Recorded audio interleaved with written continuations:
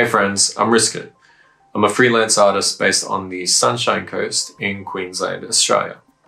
I do a lot of graphic design and video production and various other kinds of artwork. But over the last couple of years, Affinity Designer has been my go-to app. I've worked with tons of different creative applications, but Affinity Designer seems to be the one that suits my workflow the best.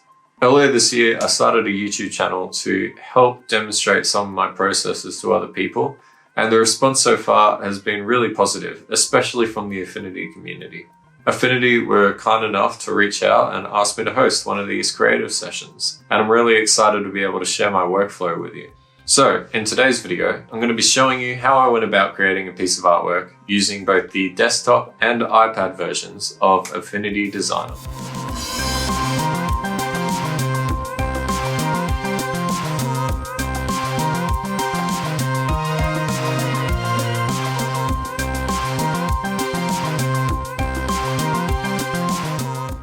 So when I was asked to make this video, I started brainstorming for a lot of different ideas for what it could be about. I mean, there's already a ton of videos out there that show you how to go about creating digital art, and a lot of those already focus on Affinity. So for this video, I really wanted to create something that would not only appeal to people who are using Affinity Designer already, but also to complete beginners who may be new to the world of digital art. See, when I first got into digital art when I was younger, I actually found it quite difficult. I would watch hours and hours of video tutorials, but I never really seemed to get anywhere. Sometimes I do my best to follow along, but my lack of understanding of the basic tools and different workflows available really slowed me down. I really started to worry that the way I was going about making digital art was the wrong way. And quick pro tip, there is no right way and there is no wrong way. All that matters is the end result. So for this video, I thought it would be interesting to show you how I go about creating a piece of artwork from start to finish, starting with the brainstorming phase and coming up with ideas, all the way to the end result. But how is that useful to you? See, I often find myself watching other people's processes, and while I enjoy it, sometimes it's difficult to follow along. It's difficult to understand their thought processes, and more importantly, it's difficult to understand how to apply their methods to your artwork. So along the way, I thought it might be a good idea to throw in some mini tutorials just to get everybody up to speed with the basic tools, how they work, and a little bit about the user interface. Now, if I'm being completely honest, when it came time for me to edit this video together, I realized that there was actually a lot of footage missing of me going through the design process, which is a huge bummer. And it wouldn't be very fair of me to just leave those sections out for you. So I've gone ahead and created a completely separate tutorial that follows the exact same processes, but instead of creating a really big and detailed piece like this, we're going to be creating a carrot. Yeah, that might seem a little bit underwhelming, but it follows the exact same process that I used to create this other illustration. And it should actually be a lot easier to follow along with. This carrot is a super simple shape that gives us more than enough detail to work with. That and carrots are good for you. Eat your carrots. So we will literally be jumping back and forth between these two projects throughout the video, and you'll get to see how it's all put together. I am really hoping that this video is appealing to both beginners and advanced users, and by the end, you should have enough information to help bring your artwork to life in a digital environment. So before we get stuck into the actual artwork, I'd like to take some time to introduce people to the basic tools and interface of Affinity Designer, just in case they're new here. If you're an advanced user, feel free to go make a quick cup of coffee. This shouldn't take too long. Okay, so here we are in Affinity Designer, and the first thing you're going to want to do is start a new document. This page can seem kind of scary for some people because there's a lot of different options to choose from. Fortunately, I've set up a preset for myself that makes it a lot easier to get started every time I want to work on a new piece. I like to have my page width and my page height set to 5,000 pixels each. And if you can't see pixels and you have a different measurement, you can select that from the drop-down menu here. I always have my DPI or dots per inch set to 300. This makes it really high quality for printing. And the only other setting that I really worry about is the color format. Right now, it's set to RGB 8. I'm going to change it to CMYK 8. The reason that I'm choosing CMYK is because I want this design to be printed. So it's good to have it in a CMYK color mode because that's what printers will use. If you were designing something for the web that's strictly going to be seen on the web, then you could go ahead and choose RGB 8. These don't really make a big difference at the end of the day. You can still put something on the web in CMYK and something printed in RGB. However, you might find that there is some slight color variation when you go to export it for either one of those things. So I'm just going to leave this to CMYK for now. Once you're happy with your new document settings, hit create. So I want to give you all a really quick rundown of the basic UI here. Now, I don't want to go over every little feature and every little detail because I think it would be kind of pointless if I'm just going to be using those things and explaining them later anyway.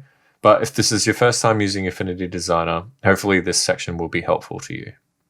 Along the top row, we have a series of buttons, and these all have really important options. For starters, we have a designer persona and a pixel persona. There's also an export persona, but I wouldn't worry about that for now. The thing that really makes Affinity Designer stand out is the fact that you have these two modes. Basically, switching to the pixel persona, you can see that some of my toolbar has changed here on the left. And if I jump back, it changes back to what I had before. Basically, what you're seeing is the designer persona, which is made for vector artwork, and a pixel persona, which is of course made for pixel artwork. If you don't know what the difference between vector and pixel artwork is, here's a quick rundown. Vector artwork involves having objects that have a fill and a stroke. The fill is the inside color. Let's make this one blue for now. And a stroke is the stroke color. Or in this case, you can think of it as a border color. Now at the moment, it's set to none, but if I increase the weight, we can see that a thick border starts appearing around our object. We can also change the color of this independent to what the fill color is. Vectors are actually really cool for a few different reasons, and I think the most obvious one is that you can zoom in infinitely and they will never reduce in quality. And to demonstrate the other useful feature, I'm just going to select the node tool over here and convert this to curves. Now, I can independently grab the edges of this object and move them around, even though it's already been created. This thing is fully customizable. I can add in new strokes, and I even get these Bezier handles so that I can create any shape that I want. Vectors are really useful for creating graphic design content, such as logos and flyers and things like that, because they can be scaled to infinite proportions. So, you might make a logo for somebody and it can look really good on a coffee cup, and you can blow it up and still make it look really good on a billboard. With all that said though, we're still going to be using vectors today to create a really detailed piece of artwork. I might also point out that we don't just have to use shapes in order to get vectors. We can also select a vector brush tool over here. I can select a brush from any of the brushes in this list and start painting. We can get some really intricate line work, and the beauty of it is that we can go back and we can edit this line work if we've made a mistake or we want to make changes. We can even edit the color after we've created it, and we can edit the thickness.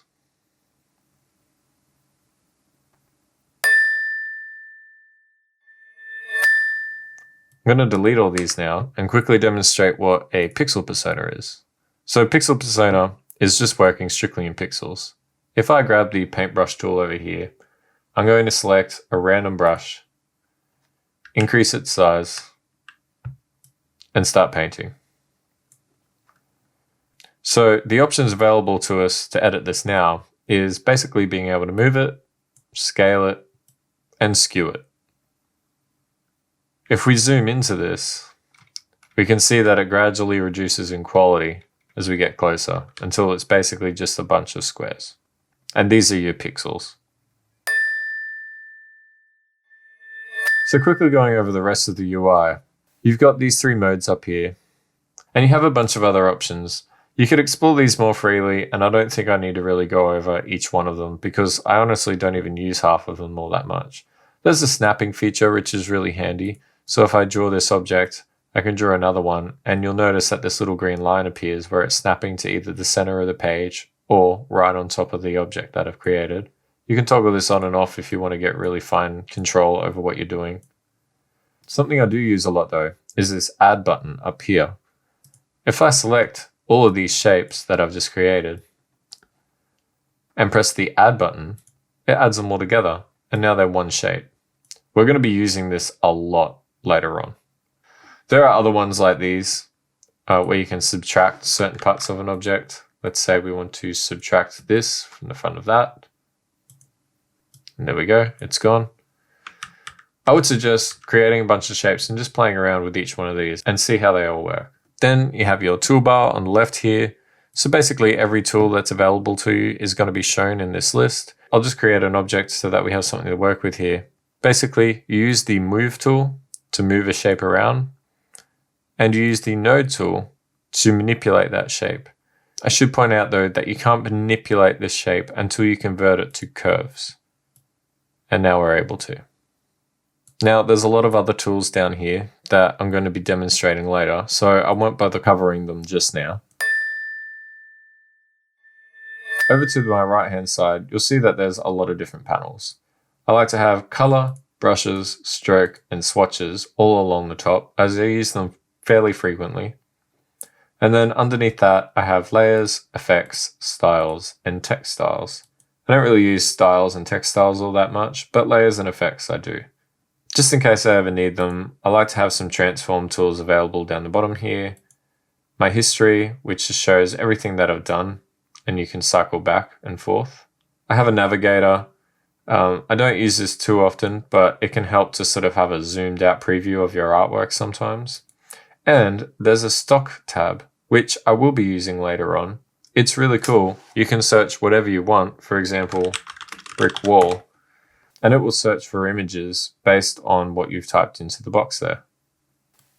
You can then drag and drop this. It gives credit to the author of the photo, and now you're able to use it in your artwork.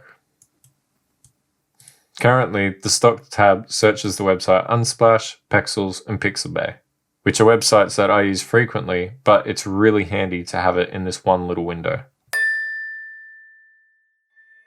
If for whatever reason you can't see some of these panels, don't worry. Let's just drag one out and I'll accidentally remove it on purpose. Oh no, it's gone. So how do you get it back? Well, it's really easy. You just go up to View, Studio, and scroll down the list looking for the thing that you're after. In this case, I know that it's the Layers panel. So I'll click on that, and now dragging on the word Layers, I'll just slot it back in next to the word Effects, and it's back where it was. You can also undock these and have them floating if you like, and you can even create entire new columns for them to live in. I would recommend, if you're just getting used to Affinity Designer, to try and leave everything as default if you can, because that way when you're doing other people's tutorials, they're usually a lot easier to follow along to. But as you get more comfortable with it, decide what tools you do and don't use, and then create a workspace for yourself. Once you're happy with one, you can go up to View, Studio Presets, and you can create an entire new preset, which will be an entirely customized layout that suits your workflow needs. Alright, so let's jump into the brainstorming stage. I already had a bit of an idea that I wanted to create a character with an old school TV for his head, so I just started doing a loose sketch of that on paper. Nothing too flashy, just to help get the initial idea out there so that I had something to build off of it with future drawings. Then I tried drawing him a few more times in a couple of different poses and in a couple of different styles. Sometimes I find it helpful to draw things like this in different styles, not because I'm thinking about going with that style, but because it forces me to think about adding in different details and different elements that I might not have considered with the original style I was going for. In this instance though, I didn't wind up using anything from the other two styles, and I stuck with the design that you see here in red. Once I did that, I decided to create a full draft of what I hoped my design would look like in the end. And this time I went ahead and threw in a bunch of other objects and details to the scene just to help flesh it out a little bit more. It might not always be evident, but I like to tell a little bit of a story with a lot of the drawings that I do. So for example, this picture is meant to represent myself. I'm turning 30 this year, and the TV is quite old. There's a little bit of a crack in his screen, and you can see that he's a little bit banged up. I quite like skateboarding, so I threw a skateboard in there. The fire hydrant and sidewalk is kind of meant to represent that he's just, you know, sitting in the gutter somewhere. Now, I quite like technology, and in his hand, he's holding a PO33, which is a tiny little sampler that I own. It's put out by Teenage Engineering, and they also make the OP1 synth, which you can see sticking out of his backpack, which sadly I don't own. So I'm trying to sort of represent that he's an old school sort of device, trying to keep up by playing around with and getting lost in new and evolving technologies. We can see there's a cat and a bird there, just to sort of show that he's kind of oblivious to the natural world that's going on around him, but they're not oblivious to him. And down the bottom, there's a knocked over can, and the contents of the can is leaking out and slowly running towards the remote control. And that's just to help show that he's so distracted by these screens and devices that he's completely oblivious that a part of him is about to become destroyed. So it seems a little heavy-handed, but I definitely have my head stuck in the screen too much. I'm very technology-based, and sometimes I forget to step outside and just sort of smell the roses and get some fresh air, and I wanted to try and convey that in this picture. Sweet, and that's pretty much all there is to it. Now drag it in, drop the opacity, start drawing away on top, and you'll be finished in no time. Wait a minute. Maybe we are getting a little bit too ahead of ourselves here. Let's slow things down for a little while and switch over to the carrot. So I've gone ahead and I've prepared an image of a carrot. I drew this some time ago for something else, and I figured it's probably going to make things really easy for us today if we can try and bring this to life in the same style that I've done the other illustration that you're watching. So first things first, I'm going to select the image and drop the opacity to something like 30%. And now with that layer selected, we'll lock it, create a new layer. I'm going to select the vector brush tool, and let's change the color of it so that it's an extremely dark shade of purple. Now, as I said before, you can use any brush that you want. I quite like using Frankentoon's Inks Pro default brush, as that's what I'm already using in the other illustration. And make sure that my controller is set to pressure. That way, if I draw something, the harder I press, the thicker it will get, and the lighter I press, it will taper off at the end. So I'm going to start coming in and tracing this line.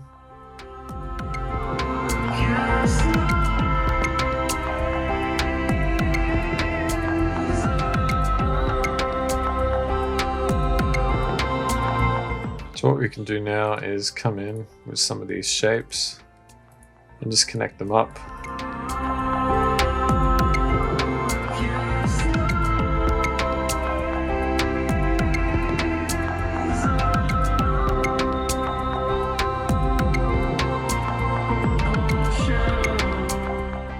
And I'm just going to select all of these and probably just thicken it up a little bit more.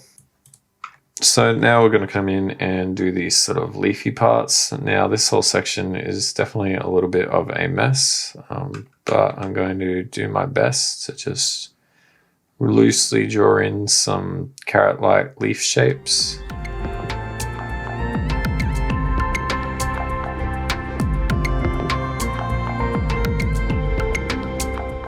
So I'm just going to select all of those, and let's just bump up the stroke width a little bit, just a little bit more to make it slightly thicker. I might make some of this carrot slightly thinner and just see what that looks like. So while I'm here, I'm just going to quickly throw in some of this detail on the ground. Nothing too crazy, just a few lines and squiggles following what I already put there. This will just give us something else to add highlights onto later on when we put some sort of flooring underneath it. We might even want to put a couple of leaves on the ground. So jumping back to our main illustration, I'm basically just following the same rules that we just did with the carrot. I'm picking out the bulkiest shapes and only drawing in thick lines for them. Not really worrying about any details at all. And when picking these bulky shapes, just think to yourself, what's going to be the shape that grabs the viewer's attention the most? Obviously we're going to be adding like a lot of details and a lot of textures later on. So having these thick outlines sort of help create borders for larger shapes that are going to help a viewer quickly be able to see that something is a hand or something is a fire hydrant. Sweet, so I'm going to make a new layer now and call it details. We'll lock our main outline layer and let's start putting in some of these details. So starting off with a carrot, there's a lot that we could do here. Just going to put in like a couple of dots and lines just sort of around one area of it, just to show like a little bit more wear and tear. This is just sort of like a mangy old carrot. We've got this sort of contour line running this way, like it's a very circular shape. So if we put in lines that kind of follow that, it really drives home what we're looking at. Now, I've forgotten to already, but usually I'll just select all of those lines that I've just made. And I'm going to drop the stroke size just a little bit so that it's quite small. I think that's sort of what I'll be aiming for. And now in my brush settings, I'll keep this brush at about 26. It doesn't really matter like what brush size you use, just as long as at the end of the day, this sort of detail stuff in the middle here looks thinner than these main outlines.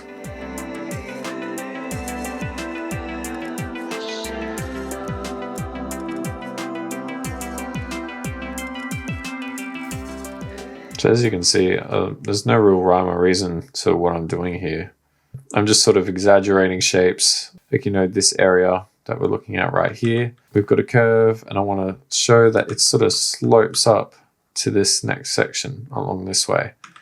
So that's why I've just put in those little lines there. And now that I have those lines there, I could just cross over them to make them sort of look like they blend into everything else that I'm doing.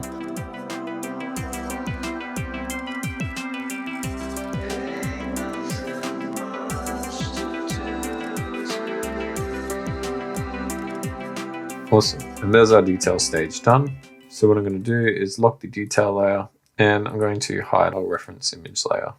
So now we can just see what we're working on. So now you can see me adding in all of the detail that's on our main illustration. And just to reiterate, it might look like I'm putting in a lot of effort into this step, but I'm really not thinking about it all that much. It's kind of a therapeutic process. I mean, we already have the basic shapes and the main outline of everything there. So now our job is to just come in and make everything look like it's got a little bit of depth. So if something has a lip, draw an extra line there to make it look like that lip has an edge. If it's difficult to see the edge of something against another object that's beside it, then draw in some lines to make it look different. Basically, just throwing in dots and lines to make everything stand out in a more unique and interesting way. For fabric, I like to put lots of folds and creases that sort of show the direction that fabric is creasing. If I can, I'll always add in stitching. The cord on his hoodie strings even just have little lines in there to make it look like they're tied up ropes.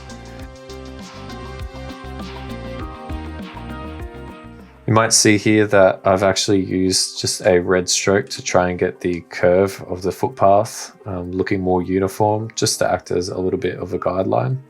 But yeah, I find this part of the process definitely probably takes the longest, but it's also kind of the most soothing. I can just switch off my brain when I'm doing it and draw away. So while I was working on all of this, my family and I took a trip to Stanthorpe, which is a town about 4 hours away from here. It's a really beautiful part of the country and it's quite popular because of all of its vineyards. Now fortunately, Affinity Designer is available on the iPad, so I was able to keep working on it while I was away. This is one of the things I love most about Affinity Designer. If I go somewhere, I don't have to cart my laptop and graphics tablet away. I can just bring my iPad and keep working on it. Being able to use such a powerful app like this on such a portable device is a huge plus for me. It really helps me get a lot done when I have to travel. So no skateboard would be complete without a few stickers thrown on the bottom of it, and I've made stickers in the past. So I thought it would be kind of cool to throw in little simplified versions of stickers that I'd created on the bottom of the skateboard.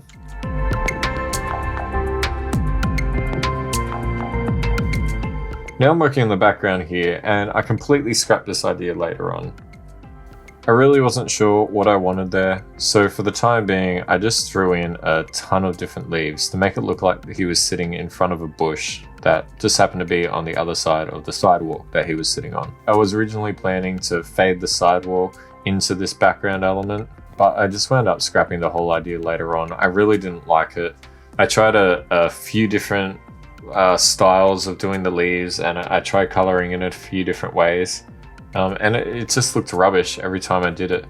And that's okay, you know, it doesn't matter if you spend a huge amount of time on something and it doesn't work. At the end of the day, if it doesn't look good to you, then it's probably not going to look good to anybody else. So yeah, I just wound up deleting it and throwing in some cool textures, which I think turned out looking a hell of a lot better. So up until this point, I still wasn't exactly sure what I wanted on the base of the skateboard, but I'd already thrown those stickers on there, which were a reference to artwork I'd already done. So I thought it would be really fun to try and throw in an actual piece of artwork that I'd done and see if I could just make it look like it was the original deck of the skateboard, but it had been scratched up from all the grinding and skating that he'd been doing. So I've just placed that artwork in now, and now I'm rotating it and just finding a suitable spot that I wanted to crop out. So you can see me starting to outline some of that section, but later on I wound up scrapping that outline and just throwing in the original image because it was already done and it just looked better than this sort of lazy line work that I was doing over the top of it anyway. So now that that image was placed in, I just started erasing parts that I wanted the scratches to appear in.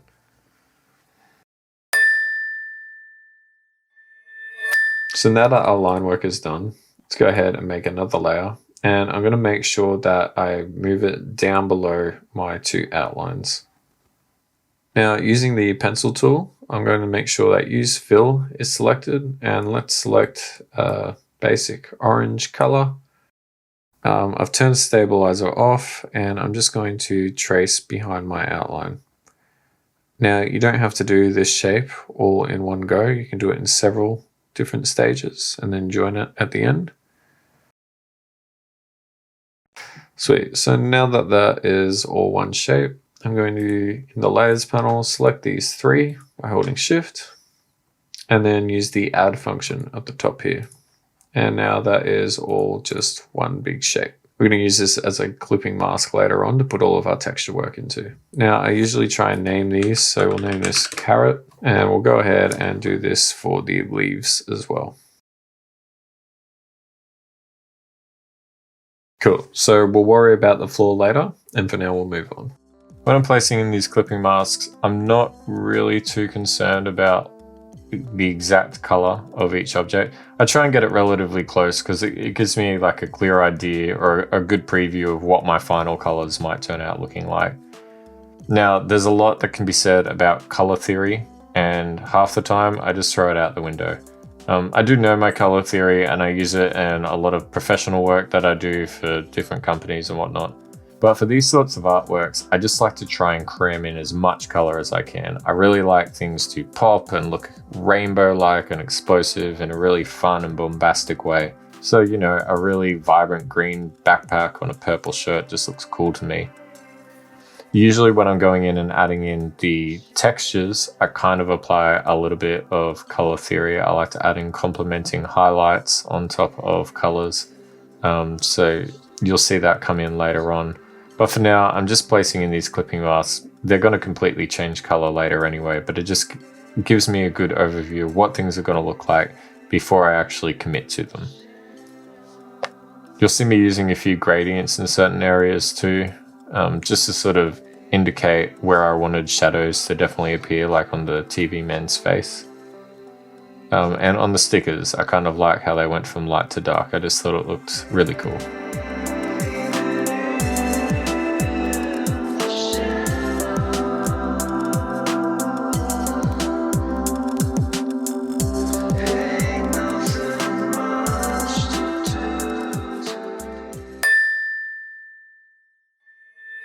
So now we need to start adding in some texture. So what I'm going to do is switch over to the pixel persona.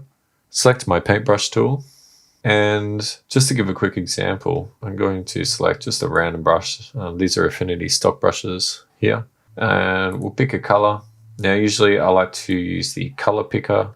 I pick the color of the object that I'm going to be painting on, and then I'll just shift it slightly and change it. So let's try and add in some sort of shadowy areas. Now with my clipping mask selected, if I start drawing and move outside of the shape, you can see that it's fully encased in our orange carrot shape that we created earlier. However, if I just have my layer selected and I start doing the same thing, we can move outside the shape. And that's because we didn't select our clipping mask layer. So if that happens to you and you sort of realize it a little bit too late, that's okay. You can just click and drag on the pixel layer. Make sure that it lives underneath your carrot layer and it should slightly indent a little bit. And now it's stuck in there. So you can even go ahead and just create new pixel layers and keep changing things and do this as many times as you want. There's no limit. You can just keep adding things and it's always going to stay inside this clipping mask. So what I like to do is use the Frankentoon Texturizer brush pack. There's lots of great brushes in here, an absolute enormous variety, each with different uses. Now, I've said it before and I'll say it again, there are no right brushes to use. You can literally use any brush you want. The brushes I use are just brushes that I've slowly become attached to because I know they work. They work for me, and I sort of have like a little bit of a process in my head. I really like this kitchen sponge one, so I'll just increase the size of that. It's up to you if you want to use the pressure of your graphics tablet when you do this. I like to, but sometimes it's not always necessary. So let's select this orange color. I'm going to make it a little bit redder and make it quite dark. And I'm just going to scrub over the whole thing, leaving some of the orange showing through, but not really a whole lot of it. Great, so we've really muddied it up, and this is going to help sort of get our shadows going. So now I'll just bring this a little bit closer to orange again and slightly increase the color. And we'll just start painting in some of that more towards the top. So the base is definitely going to be in shadow, but the top and middle are going to be a little bit lighter. If at any point you need to jump back, that's totally okay. I sort of don't really jump back to specific colors when I do these things. I like to just mix and match color as I go and see what works and what doesn't.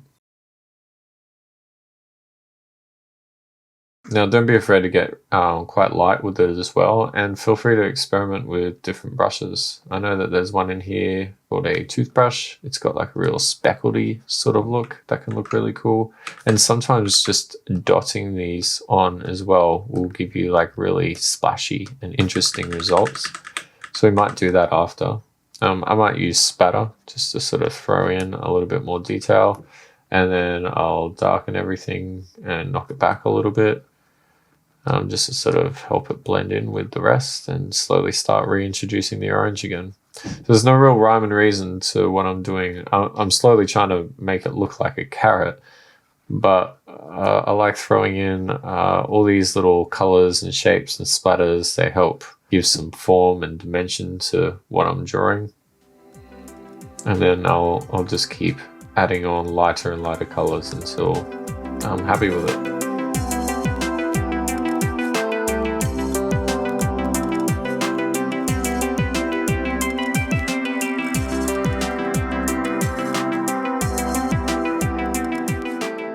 Now, depending on what you're doing, at the moment the top of this carrot's quite light, and just to experiment, it doesn't always work with everything you do, but you can pick a complementing color. Now, this isn't always going to look great. Sometimes it can really sort of help an image stand out. I actually quite like the way that pink is bringing it forward. So just using kitchen sponge, I'm just sort of going to paint in some of the edge of that just to help make the orange and yellow pop a little bit more. I don't want to go too heavy with this. Just another way to sort of throw in a bit more color variation. And you still really worry that it's not coming out the way you like. You can always add in a new adjustment layer by clicking on this little icon down the bottom here. choosing hue, saturation, and luminosity. Now at the moment this is only affecting the pink that we just did, so I'm just going to drag that out on top here. And if we just slide this around, you'll see that we can sort of hone colors in to be either like a lot stronger or completely different than they already are. I use this a lot if I'm not happy with colors, just to sort of see what direction I can put them in. You can increase the saturation and brighten things up a little bit if they're looking too dark. And you can just keep on adding adjustment layers if you want. Just make sure that your layers are stacked properly. And sometimes sort of brightening things up a little bit, throwing in a little bit more contrast can really make things jump out at you. Now we just need to move on to the leaves.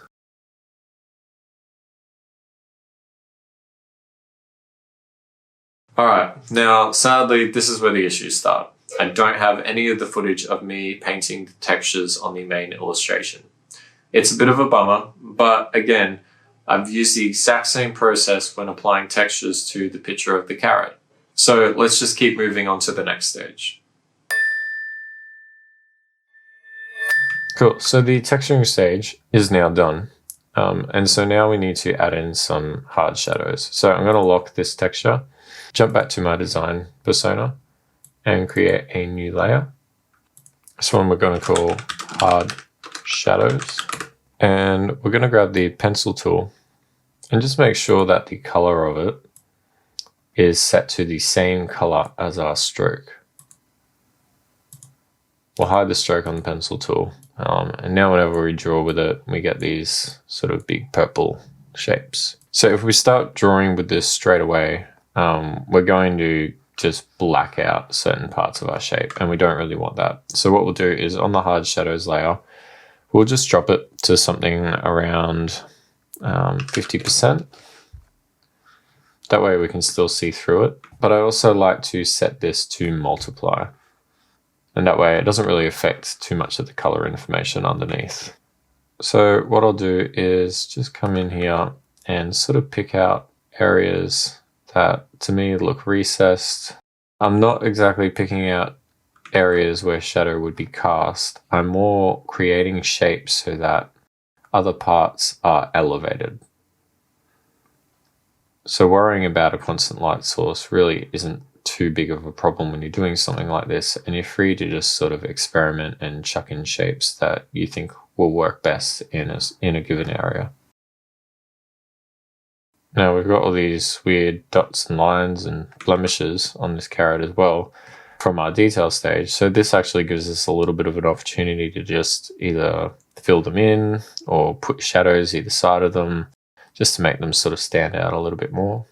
And then we can whack a highlight on the other side of it later on and it'll stand out even further. Here's a good example of what I was talking about with areas looking elevated. Having a shadow here and a shadow there doesn't really make sense. Like I don't even know what this is. Is it a scar or a scratch? But at the end of the day, it makes this center part look elevated. So even if it is a scar, if we zoom out, now it sort of looks a little bit 3D. It's got quite a little bit of depth and it really stands out to us. You can go really crazy with this too. You can just pop in shadows even if there isn't line work there and just sort of zoom out and see what things look like. There's no right or wrong way to do this step. It's more about how much restraint do you want to have with it. You can go as crazy as you want or do as little as you want. It's still going to look good at the end of the day.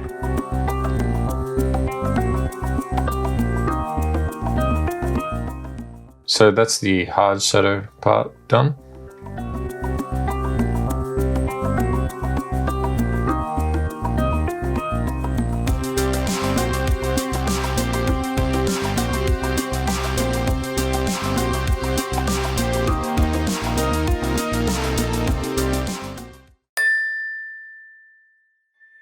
We're going to make another new layer and call this highlights.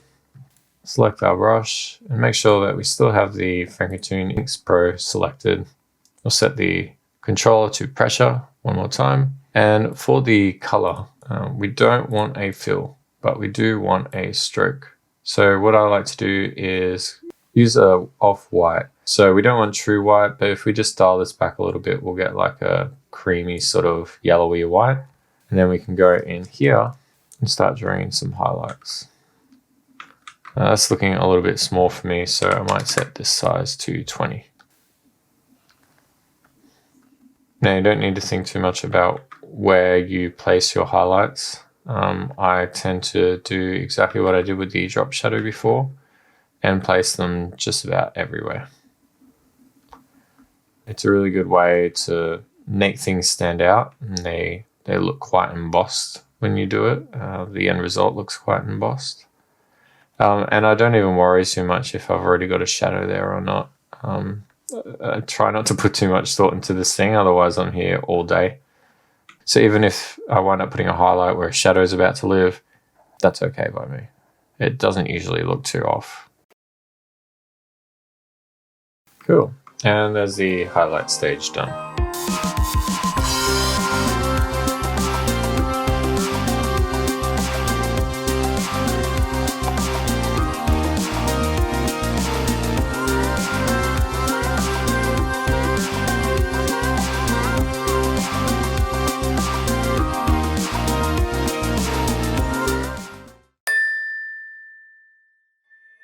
So at this point, our carrot is basically complete, but there's a couple of other steps that I want to take to demonstrate some more to you.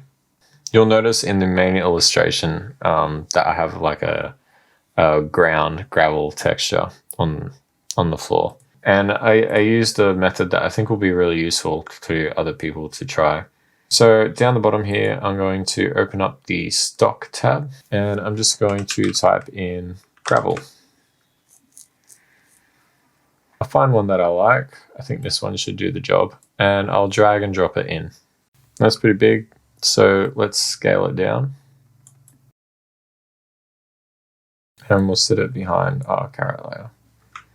So this looks to be like a top-down image of some gravel. So why don't we just sort of squash it a little, make it slightly wider. Now, what I'm going to do is play around with the colors a little bit, and then we're going to paint on top of it just to get a lot more control and a bit of variation. The main reason that I've used this stock image is that it just makes for a really good starting point. So let's group this, and using an adjustment layer, I'm just going to change the brightness and contrast. So I'll definitely make it a lot darker. Maybe we'll drop some of this contrast as well. I don't want it to be too obvious.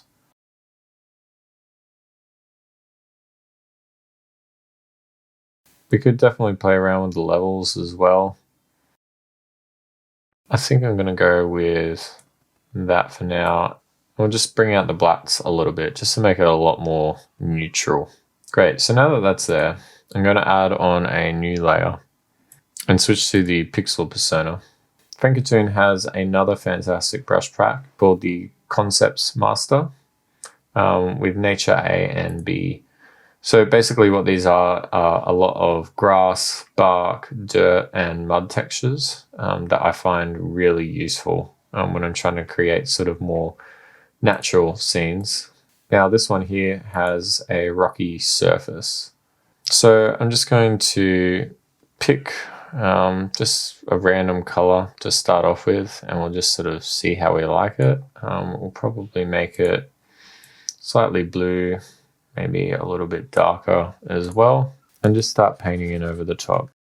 Now this can take a long time. It's really like a lot of experimenting with just sort of what works and what doesn't work. Painting over the same area multiple times can sort of start muddying up the image a lot too. But we'll slowly reintroduce some more of these colors and just see how it turns out. And if it doesn't look good, like we can always just lose the layer entirely. This is just how I did the road of the main illustration, and I thought it'd be useful to see how that was done. I could introduce some browns as well. Really any color that you want to. The more colors, the better, just to sort of make it look a little bit more natural. And then we can pick another brush. Here's Rocky Surface A, so it's going to look slightly different. Might introduce some sort of brighter brighter yellows.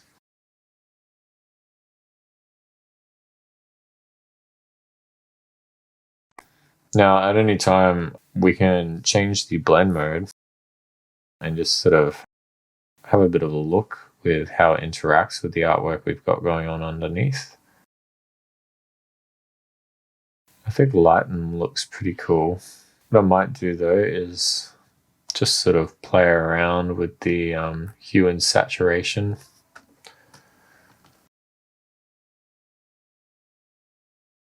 I might bring up the curves here. And we'll just drop some of that blue.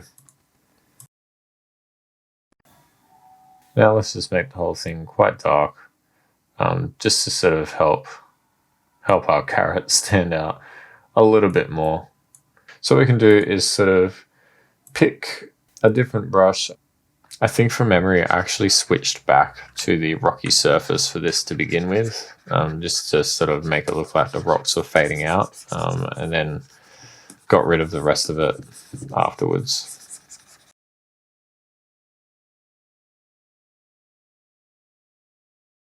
And if you feel like you've erased too much, you can always just remove this mask. I mean, the rest of the illustration is still there. What I might do though is just increase the size of this a little bit more so it's covering more of a surface area. I'm just going to keep playing around with some of these adjustment layers. Sometimes color balance is a really good one just to make things slightly warmer or cooler.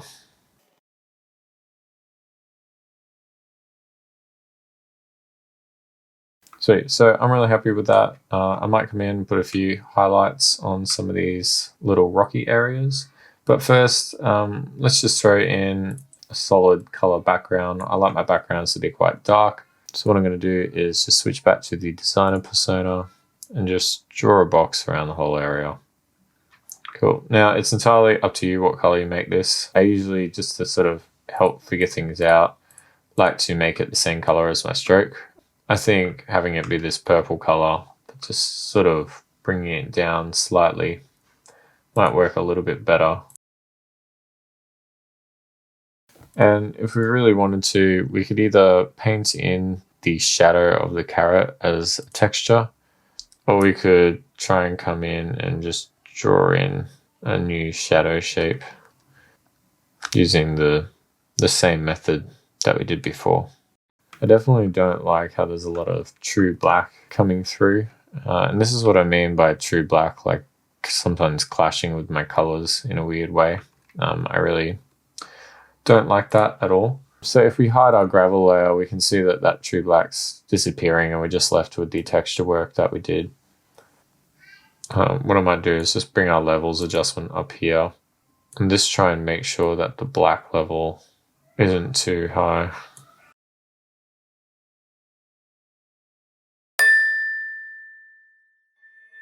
So for final adjustments, I'm just going to create a new adjustment layer and use the option lens filter. I'm going to drag this out of the details layer and actually group this. And we'll call this adjustments. So basically what the lens filter is doing is applying this orange color over the top of everything. If I crank this up, you can see that it gets really extreme. This is it sort of at its default percentage. And if I toggle this on and off, you should be able to see that it just warms everything up. But not only that, it ties a lot of our colors together in a little bit more of a realistic fashion. So right now, like this blue is pretty prominent, but if we turn this on, it just knocks it back a little bit and introduces a lot more of a warmer color. If warm isn't something you're going for, then you can just come in here and change the filter color to be something a lot cooler, or maybe a little bit pink or green. It's really dependent on what you're going for, but I quite like the sort of orange. Another thing we can do is just increase the contrast a little bit and the brightness slightly. I don't want to make it too much because we'll start to lose like a lot of the darkness of our carrot. You can push it, as far as you want. I just don't like my line work becoming, too bright. At this point too, a lot of our highlights have turned true white, and I'm not really a big fan of that either. So I tend to try and not push this too far if I can help it. Lastly, we can also come in, I use this one a lot, is the color balance. Now we already used this earlier on the whole gravel texture thing, but this just gives you a little bit more of a finer control over how cool or how warm you want your midtones and highlights and shadows as well. It can be really fun to play around with and just sort of experiment to get new looks and new perspectives on your image.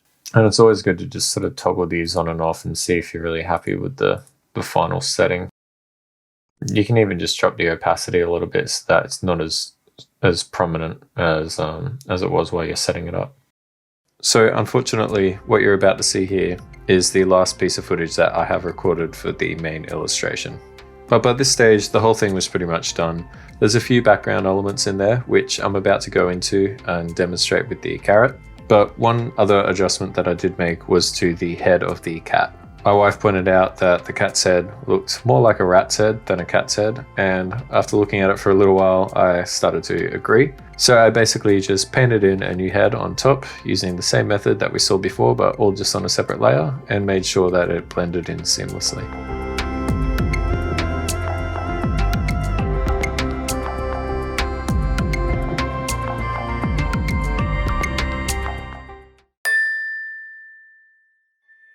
Now just to demonstrate one more thing, because there are some strange elements floating around in the background of the TV head guy, I'm just going to squash this and bring it down slightly. I've got some cool textured assets floating around behind the TV head guy. So adding in some of these assets, there's a lot of different asset packs out there that you can download for Affinity. There's a bunch on their website. Again, I really like Frankentoon's stuff, man. The content that he makes and sells is just really good quality stuff. I use it in everything. And you can make your own, but I think that's a subject for another video. So what I'm going to do is go to View, Studio, and go to the Asset Browser. So I don't have Frankentoon's assets installed on my desktop here. I've got them on my iPad, but it's the exact same principles. So let's have a look at these. I've never used these before. We've got paint roller textures. So these are a little bit hard to see straight off the bat. I'll just hide the background layer. Yeah, no, I don't think I'd use those.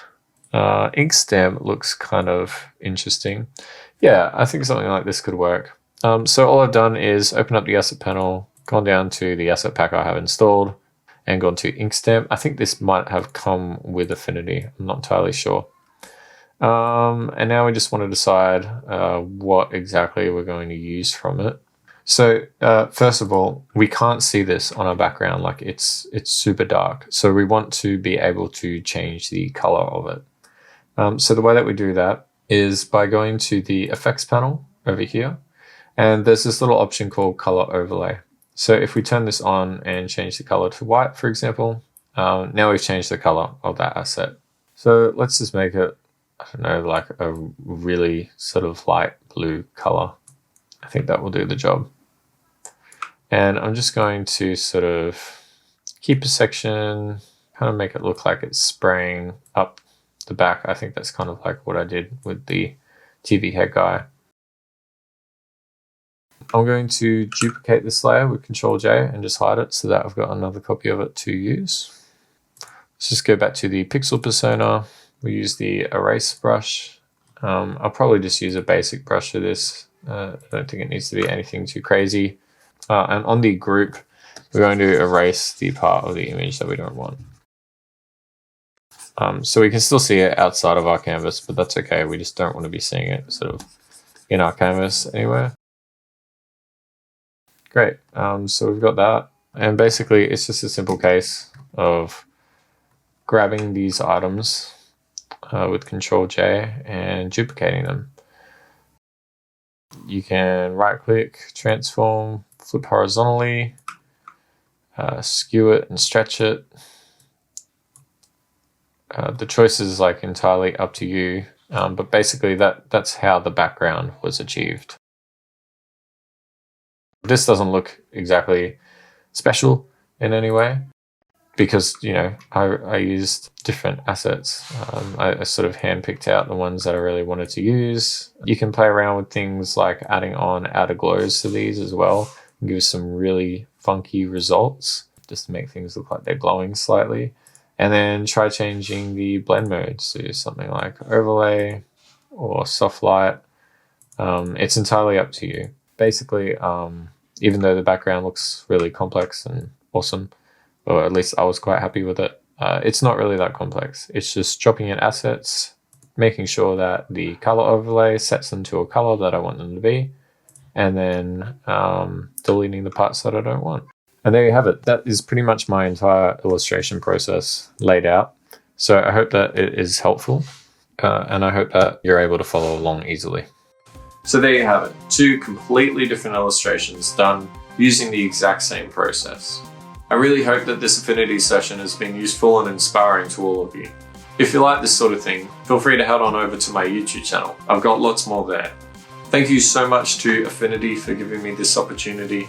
I never thought that I'd be doing something like this, and I'm super stoked to have done it. Thanks to everybody who's tuned in. I'll see you around and have a good one.